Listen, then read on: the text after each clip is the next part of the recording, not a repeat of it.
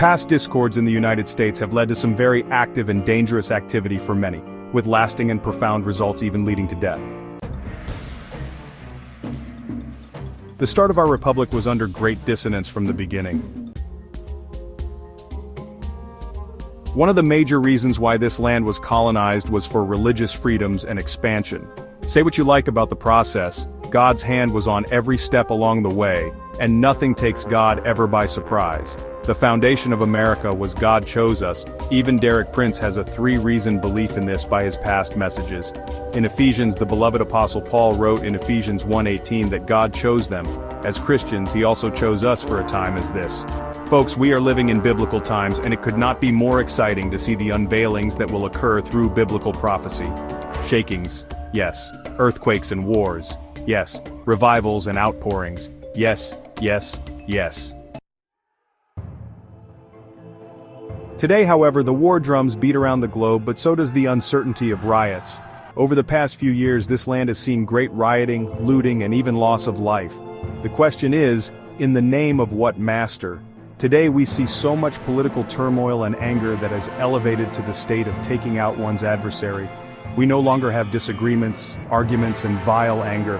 It has moved to unjust legal actions, imprisonment, and even the removal of someone at all costs. Luke chapter 21 verse 9 states, "And when you hear of wars and rebellions, do not be afraid." In the Bible, riots have been precursors to war many times. Disagreements and the previous elevation practices of the Adamic man revealed its demonic influences. In Acts chapter 19, Paul is returning to Ephesus and had to deal with idolatry and rioting. Jesus in John chapter 19 had a riot that yelled out, "Crucify him, crucify him." When Christian believers turn up the spiritual warfare heat by prayer, fasting, and calling out the evil practices of entrenched demonic behaviors, the enemy explodes into full tilt.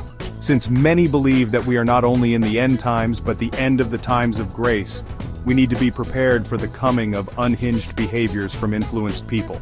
All of creation is in full tilt, and the spiritual wars that are occurring, if we could see into the heavens like Stephen did, we would be in utter amazement.